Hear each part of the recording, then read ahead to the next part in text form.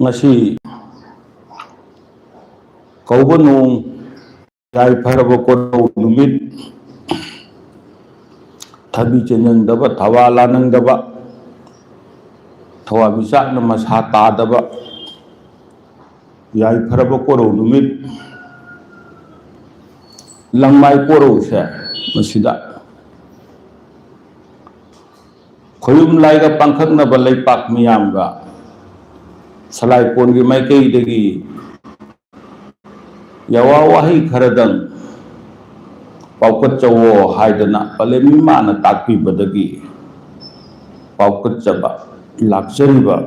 hiramdi taibang miyoi bagi mathot karakpa haibisi karino pungningi ihulda pungningi sahulda mathot karakpa sina kadai bau yauna kari yauna pubage haibasigi matanda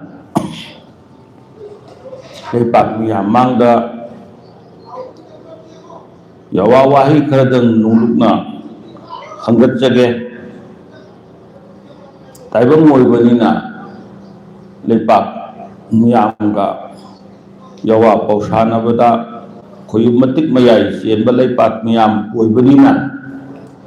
yawa pausarakpada mang tung unnaba haigadabana haihodaba hairoidabana haidokhiba yawa param karal chanba kaya thokabasu khoyum pangkhaknaba leipak miyamna nakpiramo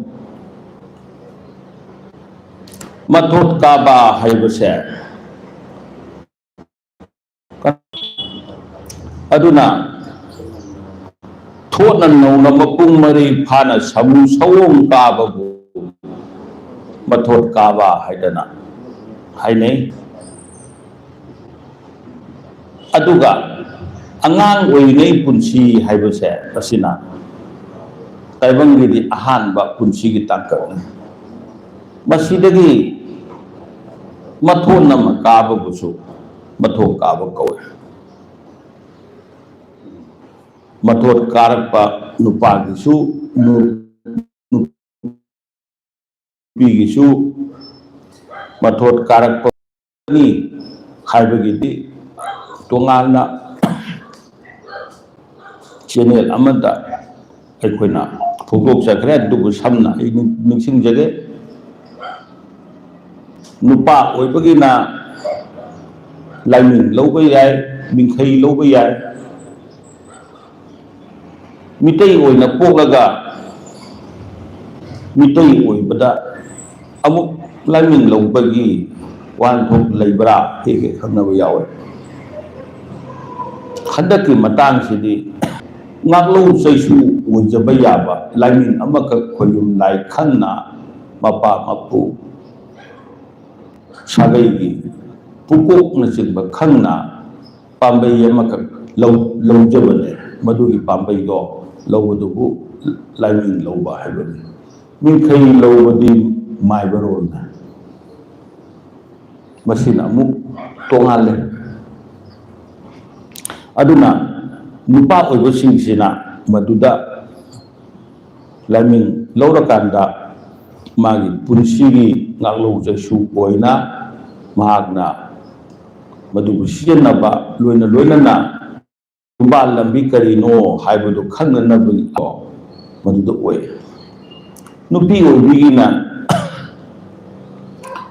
thagi lei ahanba satba adu matamdudagi mahaki mathot kapje hawi haina khanai thagi lei ahanba satba se mamangai di pai kusina taunaramba paramde lala to natragana la set amada leipak malem leipak ta tadaba idu thido bu pakbu oire amada bu oire madu lorakanda sing lei kat laga laji isingi manat amada kat lakanda samu hakchang bu puriba laji isingda panthauda hairagana iwang pulen pulik lai पलेम हायरगना इरेम ओइबी लिक मनु लिकनाउबी पलेम पंथौ अनिबु खुरमगा लाइजे इसिंदा अखोइना खुरमबगी थौरम अमा तौनरमे मरमदि करिगिनो हाइबा मतमदा नुपीगी थागी खोंकापकी ई लाकपसे मसिना अराप खुदिंगी महाकी समूह हक्चांगदो नौथोखल्ली महाकी Iram खुंगलम मयाम सिंदोक Syngene मयाम तौवे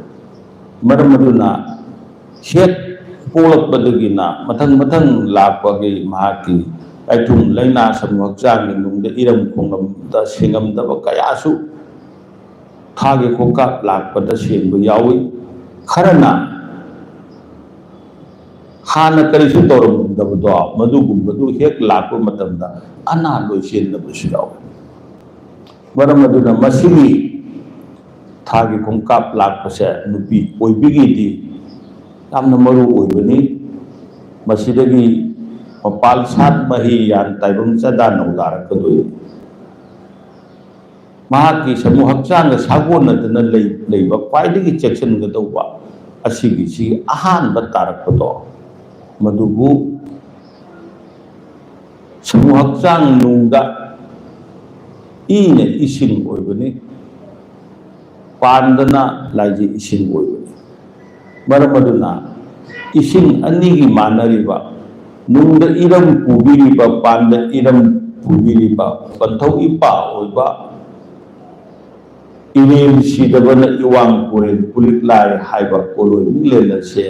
लौरगा समूह हक्चांगबु सेंबिरक्पा इनेम कौबी पलेम इमाना लिक मनु लिकनाउबी हायरना खोइमुम मिनेल लौना समूह हक्चांग समक्पा परम अनी से lab मरमना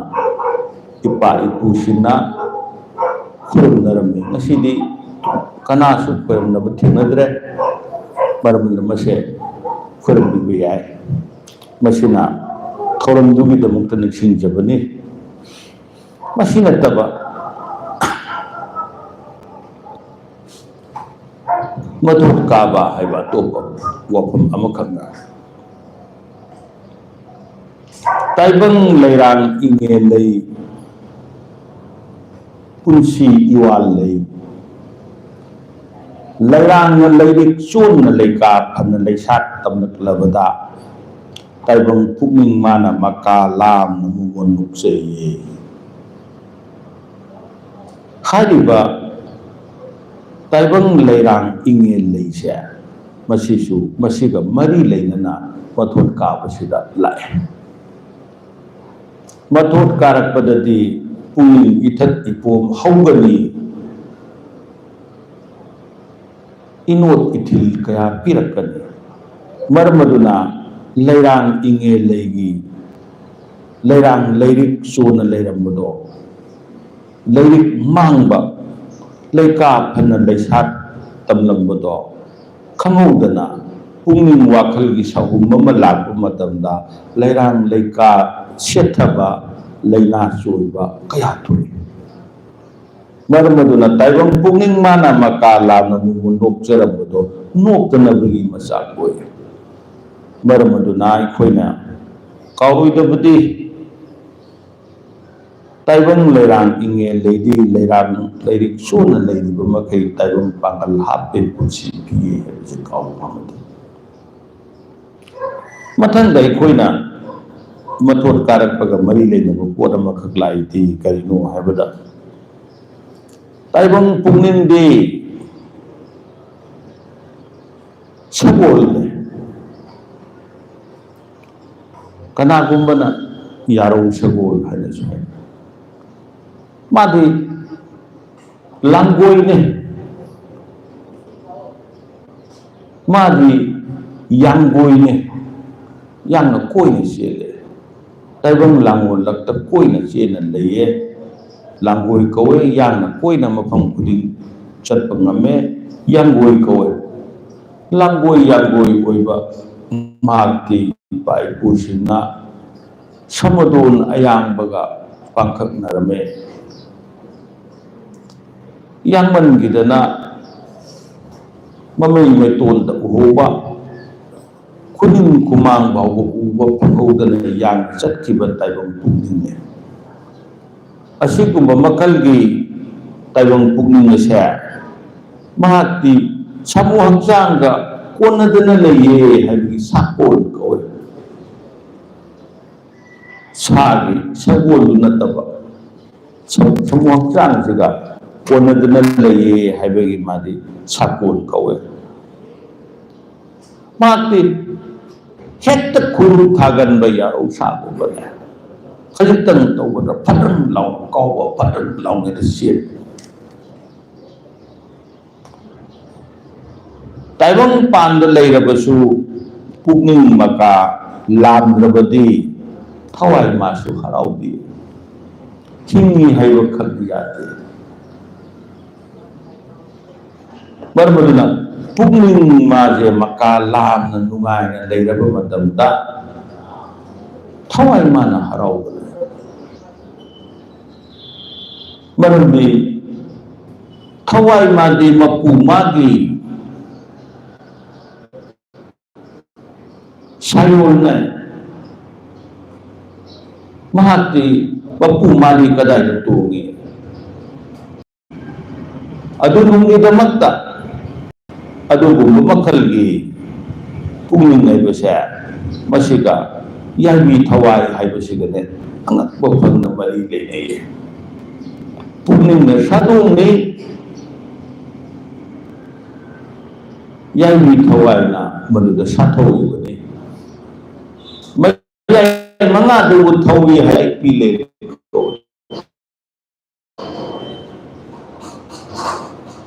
याई पीले कोयुमने सीदबने अदु नुंगिलमक्ता याई पीले सीदबा हाइना ताइबंग सैथान थौबल चंगे पले नाक्ति योगे पंथौ नाक्ति योगे हाइदना पाइ मपुंगिंग निंखलगसु सना कैराकी मखोंगी पुनिंग होए पाइबा पुनिंग होए मरमदना पुनिंगी यौनिंग मफमद यौए वांगलेन ने वांगलेन वांगन वांगथोइबा ताइबंग पाइबा पुनिंग ने पले इमान से थाबा लुथरगसु था फंगदबा पाइबा पुनिंग ने महाकीदी चनिंग मफमद यौनिंग मफमद यौई हाइदना करी हररी पाइम लिन कोई हाइदना तान लिन लिन चनिंग मफमद चत्तना मरमदुना पाइम लिन कोई हाइदना पले पंथौ सिंगा से थानरमे असिगुम्ब मखलगी ताइबंग पुंगिंग से महात्मा मका लामक्रगदी याई थवाई ओइबा मासु हराउदी हक्चांग मासु सुनथै ताइबंग पुंगना मंगनदी हक्चांग की मथोट कारकपबु मथोट काबा हाइना असिकत खन्नै मथोट काबा हाइरदी पाखंग लेसाबी ओइरक्पा मियोय मितौ सुरक्पा नुपा अमा ओइबगी मतिक मयाय पुन्ना यावा नुपी अमा ओइबगी मतिक मयाय पुन्ना यावा सदा नौदाबा यारबबु मथुट काबा हाइ ताइबंग हाइनी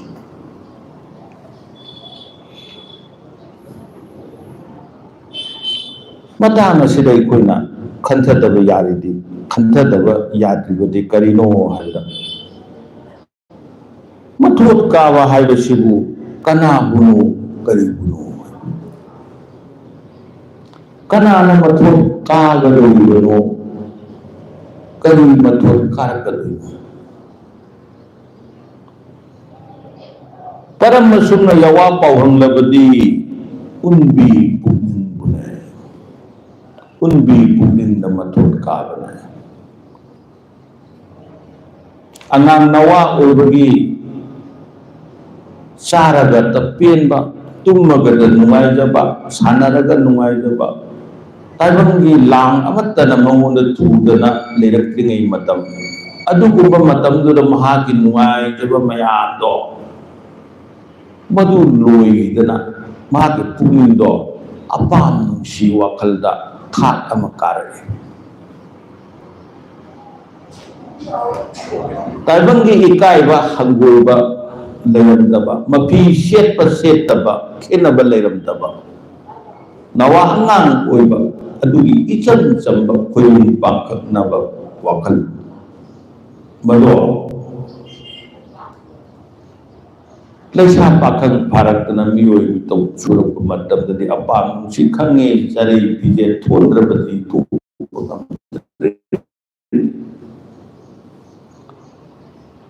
वाखल मथोन नम काये पुनिंग मथोन लम वाखले मदुगी दमक्ता लेसा पाखंग ओइरकपदा मथोन काबा हाइनबनि समूह हक्सांगददा नते कारिबदि पुनिंग कनागुंबा मियोइ मितौ फबा मथोन काबा पाखंग ओइरगसु लेसाबी ओइरगसु पिसक पिइबा अंगांग दौना वाखल चेनबा मिबु लई अदुगुंबा लईबा मतमदुददि महाकोइ कोइना करी हायरे महाकसे अंगांगी वाखल खल्ले मियोइ सुदिये वाखल मपुंग फादिये हाइने किबम न यादे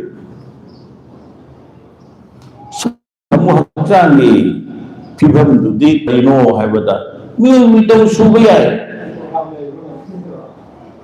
पुंगिंग वाखल दुदी करिनो हाइबदा मथोन नम कारकदब मथोन कारकलगदि समूह हक्सांगना मियोइ मितौ सुरगसु मथोन काबा हाइ यादे अदुना मथोन कारिबसि कदाइदनो पुंगिंग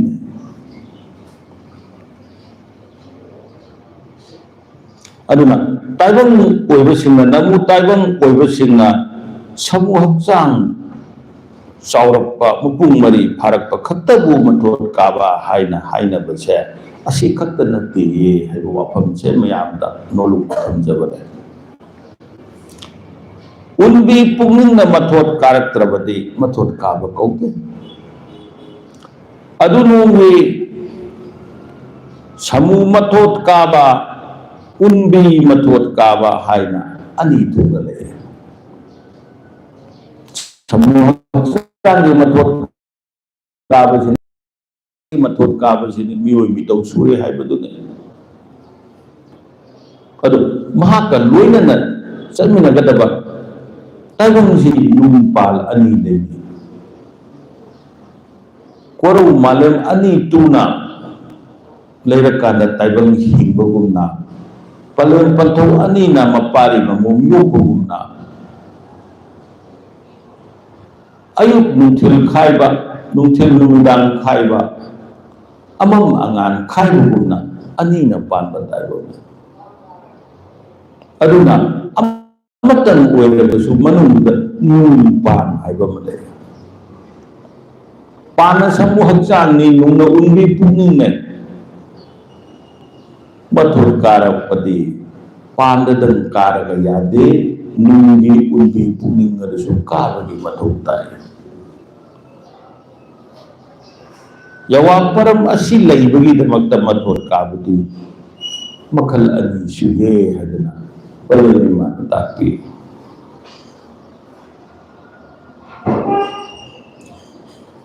मतंग सिदा मु निंगसिंबा यारिदि ताइबंग हक्सांगी मथोन काबदि अकत्न माती चौराकना टीन एज हाइदना खोइ मयाम हाइनैदना 13 14 15 16 17 18 19 टीन एज हिनेबा मथोन काबगी सिंग सेंबा हाइरगदि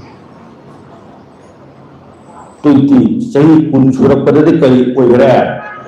नहान पलेनि माना चैसिंग परम तालकपदा कुंदी कुल्ले हैबने मपू मागी मागी पुंगिंग लांगतकनरब मयामदो कुन्न कुंदन लैरे हैदना कुन कोवे करी सिंथा पायरसिगे करी तौरसिगे हैदना पुंगी वखन लेप मतम ओये हैदना अमा अनि अमा करी अमा कौई अनि करी अनि कौई हैदना चैसिंग मरंगी मरंदा तालकपदा कुंद हाइग्रे अदो कुन जे पौगी चप चना मथोट कायबा काबा हाइबदी ngसाई सही तरा कुंदोई मरी अदुम लाका लाए अदुबु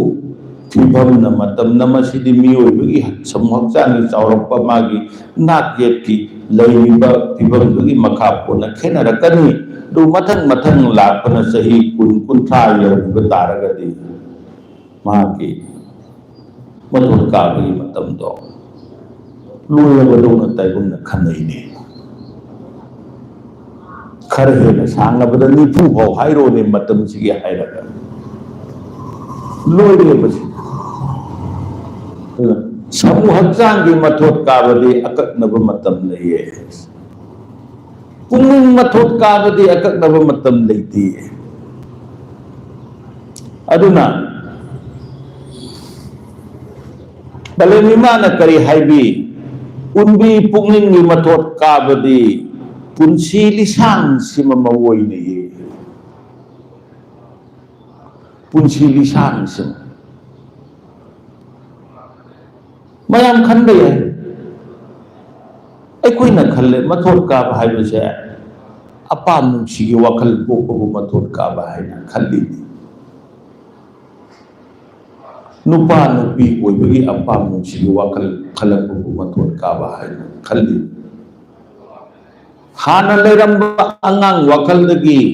मथोट अमा कारकबु मागी पुंगिंगदगी मथोट अमा कारकबु मथोट काब पोगने अदुना अपाम नुंसी गी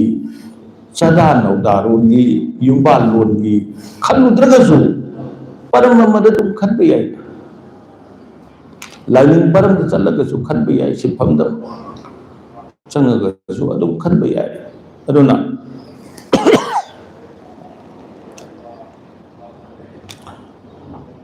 उनबी पुंगिंगी मथोट काबदी पुंसी लिसान सिमा ओय उनबी पुंगिंग मथोट काना मतम चुपदा हाइबदी पुंसी चुपदा लहनगे हाइरबदी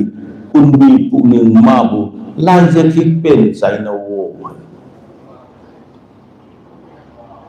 लैरांगमा हाइपालमा लेपालमा मतम लेबखि टेक कायदना हौहनगे मतम मतमगी तिन तारकपदा सुखल्लोय खायरगदी लाइजखि पेन चाइबा मथौ ताय मतवसुगु मदना अइना ngasi लाइनिंग पर चंगगे नत्रग करिगुंबा मतौरगे करिगुंबा मतगलगे हाइदना खलकपदा लेप्तना खनगे हायरगदी हैरांग लैरांग लाइजे खिकपेनन इसिंग चाइबगुम पुंगिंगदसु अइखोइना खिकपेन चाइबा मथौ ताय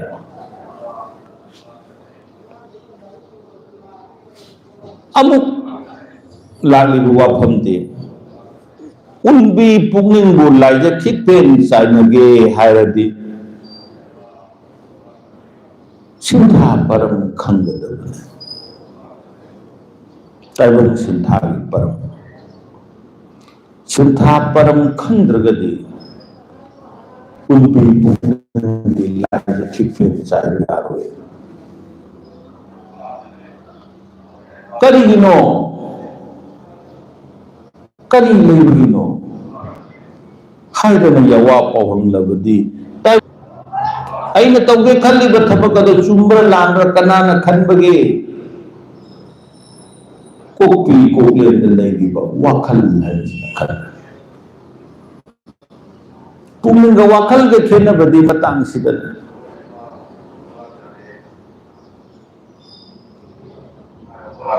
wakaldi awang kobru asub pariem kunda ahan ba nong thai mau lingbi ba ban thau ipagi maram khaina bi pungbi malim lein hanbi mahau lai bi mahau sa lai bi maram khai tanabadi yade thanabadi yade mai ki khene maram khene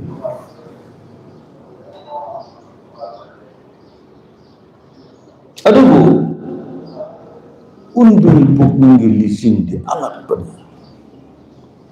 mapangal angat pen wakal lesina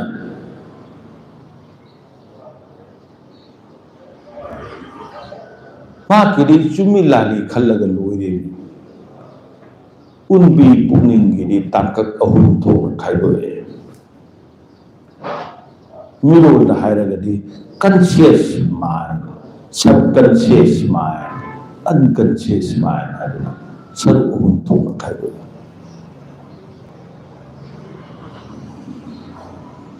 marmaduna madugi masina singbasidi kanna singgraja phai phatte munna khangabado phatte khangabado punggi bising sina kallardi matung in sakhi khumpham lepa khumpham kaire pibam lepa pibam kaire chingga ga sakhi bani tawbo huibu huigan mangakta huigan thanga ga chingga ga satpagum unbi pungin na taibam bu chingga satpangam yawa param masi leibagi palemi mana unbi pungin hai basidi asambananti mapu mana mioi bada pibiba taibak mioi bada mapari mamu madu masusin de pibiba angat pukulai ne maya ani panda thangu ne isaro da su thawraba maya ama onchindana leiba isagi wang da su bitu lum da su thagi maya thawraba mana onchindana lei pai ba hitragadi isada len ta jaraga isasi jaba yengna bu hat kadra hairaga ai isa ithan da hat jabaga manaba unbi pungin ne hairiba unbi pungin si masigi angakpa parma malai hairiba parma se karino haibasi unbi pungin si kamai tawdana tikta kaidana phana aina pamba mai kaida singaga chatkadage haide sintha param khangadabane taibam bi sintha param lepadi unbi pugna lepe sintha mari chanalo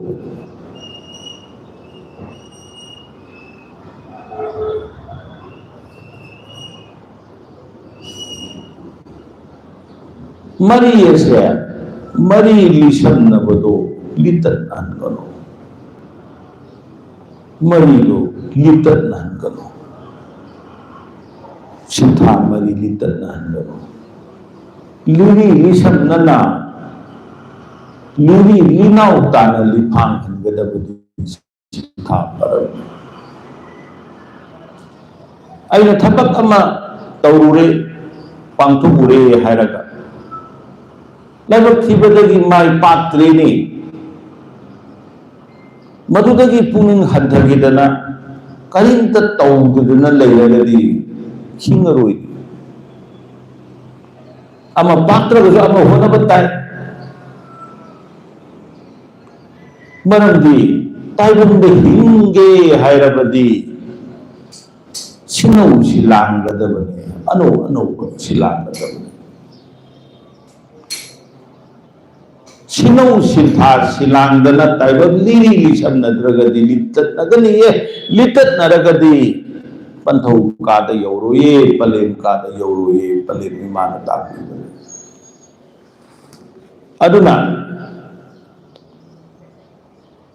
sintha potsi poloi nabagi yangdau matam lepthoko पोची पोलोइबा हाइबसे सिनुबुजु खनैने ताइबंगना पोची पोलोइबा हाइबि अदुगुम्बा पोतु सिजन्नबा अदुगुम्बा पोत अदु लोइनबा अदुबुजु पोची पोलोइबा कौवे ताइबंगबुजु पोची पोलोइबा कौवे अचंबा वारोलदा पोची पोइबा हाइरगा ताइबंग मियोइबना खंगसि करिनो हाइबा मतमदा ताइबंग हक्चांग लैरोन चनबदुबुजु सिरबा मतुंगदा लैरोन चनबदुजु पोची पोलोइबा मथौ सिंथाप एखोय